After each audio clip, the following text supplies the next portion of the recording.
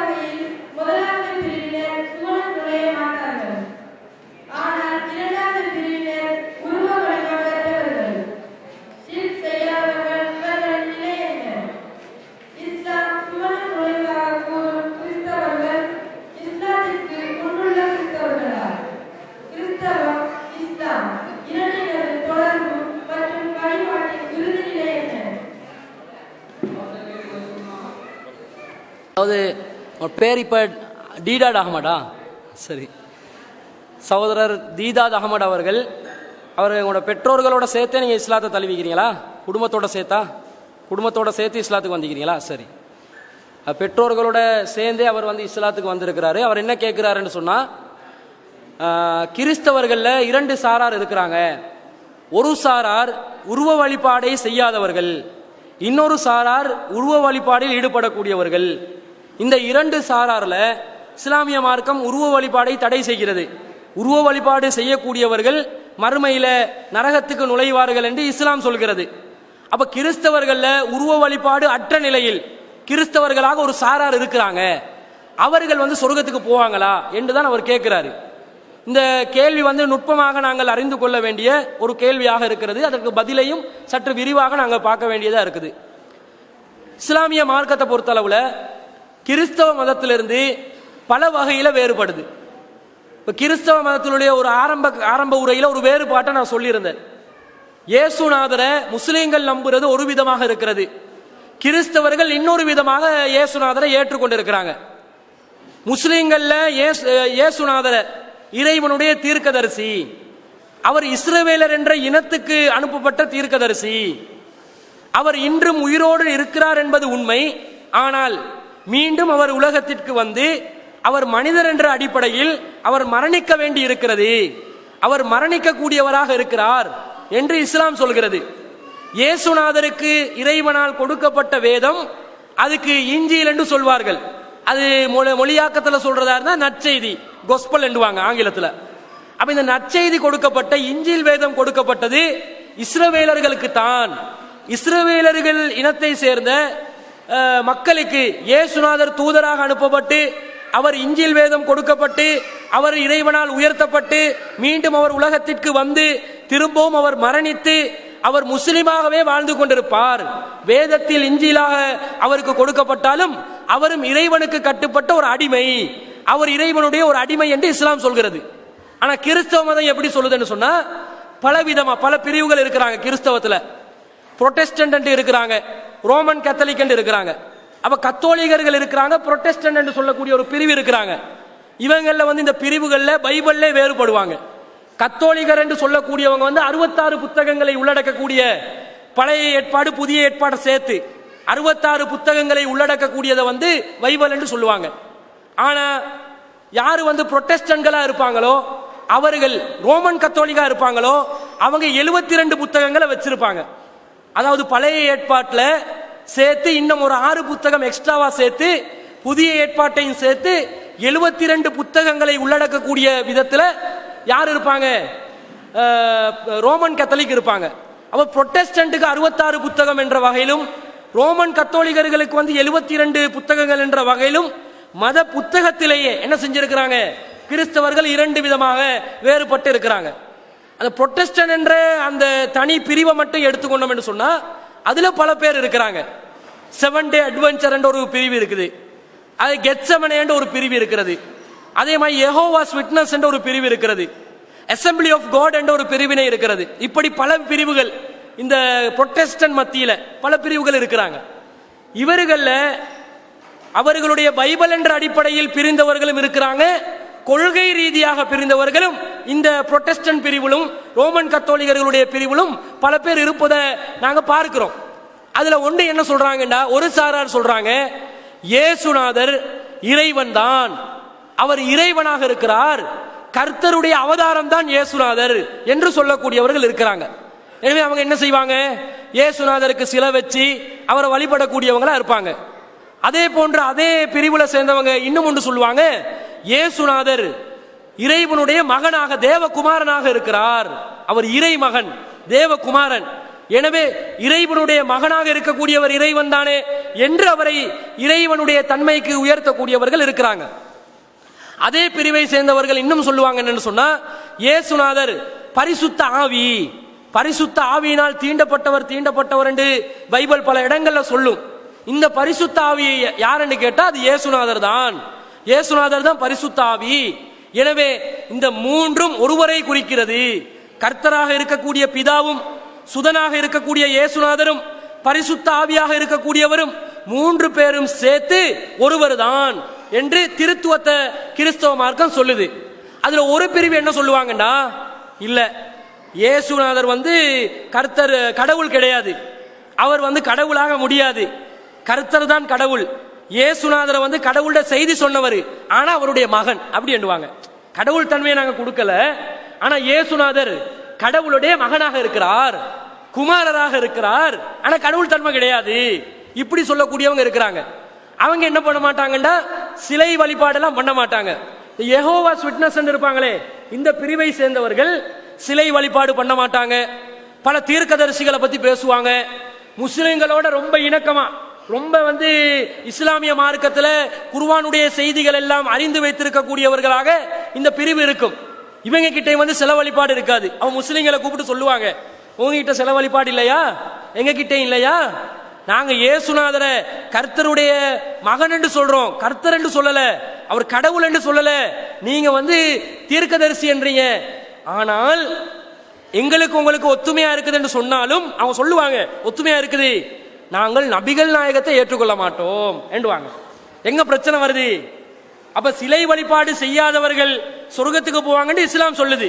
யாரெல்லாம் கடவுளுக்கு இணை கற்பிக்க மாட்டார்களோ, சிலை வழிபாடில் ஈடுபட மாட்டார்களோ அவர்களுக்கு மன்னிப்பு வழங்கி இறைவன் சொர்க்கத்தை தருவான் என்று இஸ்லாம் சொல்லுது. மோட்சம் அடைவான் என்று இஸ்லாம் சொல்லுது. நித்திய ஜீவனை அடைவார்கள் என்று இஸ்லாம் சொல்லுது. அந்த நித்திய ஜீவன் எப்ப கிடைக்குமா?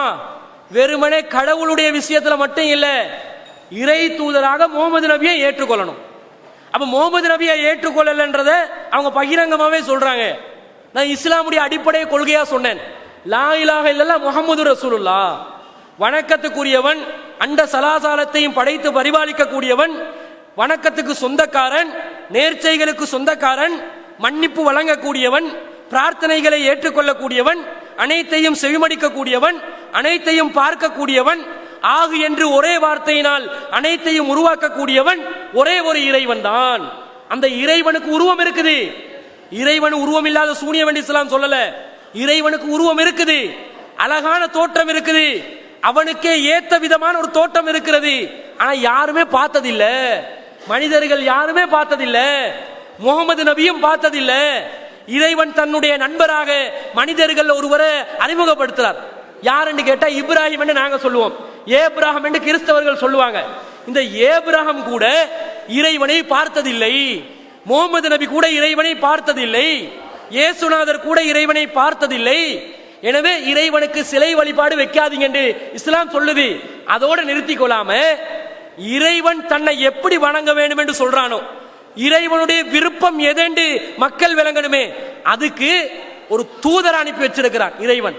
அந்த தூதர் இறுதி தூதர், உலக மக்கள் அனைவருக்கும் தூதர், எல்லா காலத்திலும் வரக்கூடியவர்களுக்கு தூதர், அனைத்து மொழி பேசக்கூடியவருக்கும் தூதர் முகமது நபி.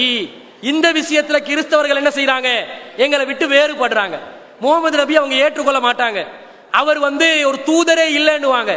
முகமது நபி ஒரு தூதரா, அவர் தூதர் என்பதற்குரிய நியாயங்கள் என்ன என்பதை எங்களுக்கு எடுத்து சொல்லலாம். யாராவது ஒரு கேள்வியா கேட்டா அதுக்கு விளக்கங்களை சொல்லலாம். முகமது நபிய முஸ்லிம்கள் அனைவரும் இறுதி தூதராகவும் உலக தூதராகவும் அனைத்து காலத்துக்கு உரிய தூதராக ஏற்றுக்கொண்டிருக்கிறோம். அவர் வழிகாட்டப்படிதான் நாங்கள் வாழணும் என்று சொல்றோம். எந்த அளவுக்கு நபிகள் நாயகம் சொல்றாங்கன்னா, எனக்கு பிறகு தூதர்கள்ல மிகப்பெரிய களப்பணி செய்தவர் தான் மோசே என்று சொல்லக்கூடிய தூதர்.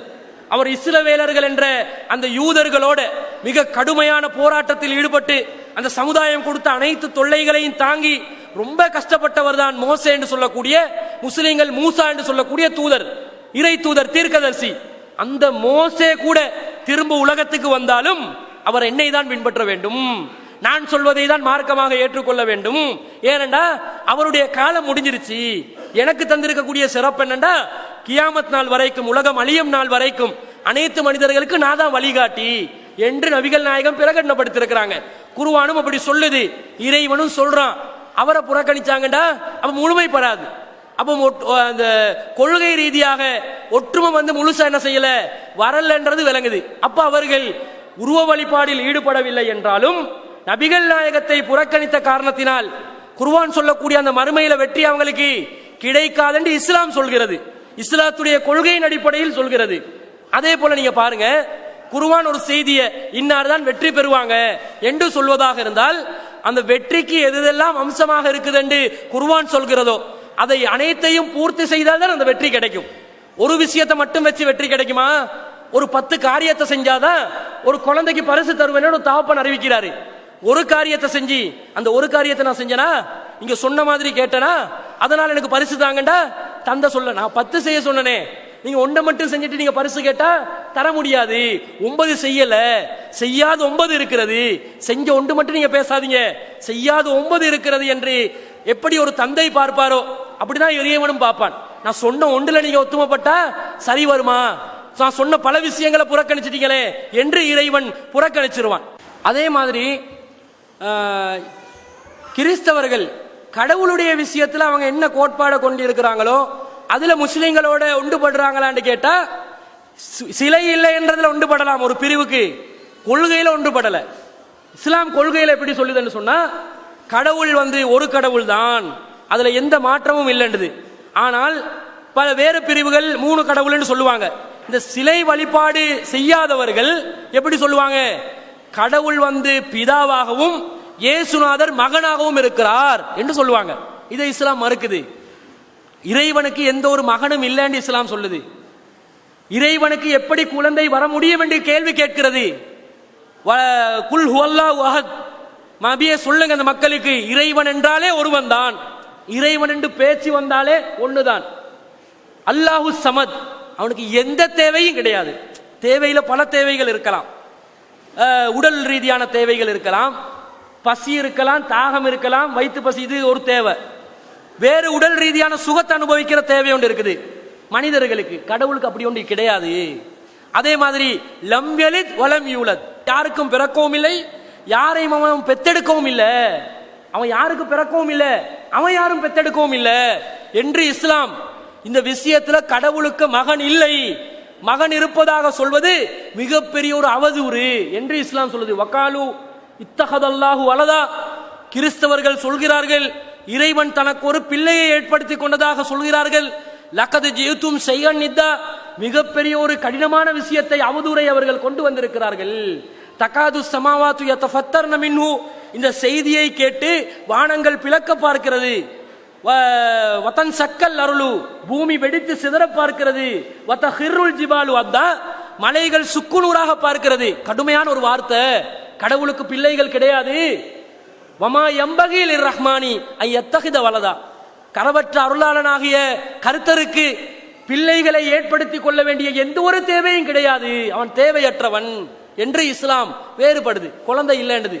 இப்போ குழந்தை இருக்குதுன்னு சொன்னா கடவுளுக்கு குழந்தை, ஆனா கடவுள் இல்லைன்னா அங்கே ஒரு முரண்பாடு வருது.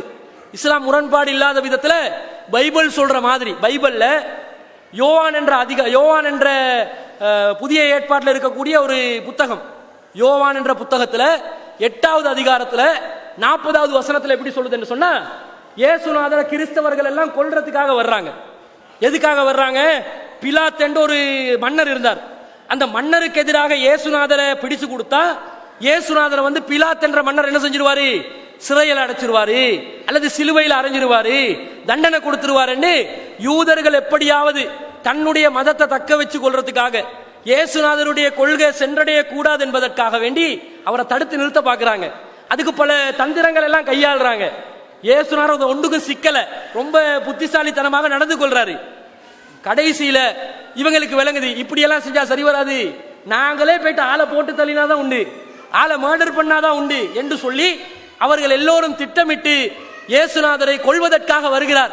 அந்த நேரத்தில் இயேசுநாதர் ஒரு வார்த்தை சொல்றாரு. என்ன சொல்றாரு? யூதர்களே, கடவுள் கர்த்தரிடம் இருந்து உண்மையை செவியுற்று அதை உங்களுக்கு சொல்ல வந்த மனிதராகிய என்னை கொள்வதற்காக நீங்கள் அலைகிறீர்கள். அவர் எப்படி கேட்கிறாரு? கர்த்தரிடம் இருந்து உண்மையை செவியுற்று அதை உங்களுக்கு சொல்ல வந்த மனிதராகிய என்னை கொள்வதற்காக நீங்கள் அலைகிறீர்கள். நான் மனுஷனப்பா, கடவுளுக்கிட்ட இந்த ஒரு செய்தியை கொண்டு வந்திருக்கிறேனப்பா, அது உங்களுக்கு சொல்ல வந்திருக்கிறேனப்பா, நான் ஏன் இஷ்டப்படி சொல்லலப்பா சொல்றாரு இயேசுநாதர். அப்ப அவரே என்ன சொல்லிட்டாரு? மகன் இல்லைன்ட்டாரு, நான் மனிதர், கடவுளுடைய குமாரன் கிடையாது, நான் ஒரு மனிதராக இருக்கிறேன் என்று இயேசுநாதரே சொன்னதாக சொல்லுது. அதுக்கு முரணாக மகனுடைய அந்தஸ்தை கொடுத்து ஆனா கடவுள் தன்மை இல்லைன்ற மாதிரி ஒரு கொள்கையை சொல்வதை இஸ்லாம் மறுக்கிறது. இது நாங்க அவங்களை விமர்சிக்கிறதா நினைச்சிடாதீங்க. கொள்கை ரீதியான விமர்சனம், இன ரீதியான விமர்சனம் கிடையாது. கொள்கையில இஸ்லாம் இப்படி ஒரு கொள்கையை வச்சிருக்குது. அப்ப இஸ்லாம் சொல்லக்கூடிய அந்த நிபந்தனைக்கு, கொள்கைக்கு மாற்றமா அவங்க இருப்பதனால இஸ்லாம் சொல்லக்கூடிய சுவனத்தை அடைகிறதுக்குரிய வாசல் அடைக்கப்பட்டிரும் என்பதை நீங்கள் புரிந்து கொண்டீங்கன்னு சொன்னா சரி.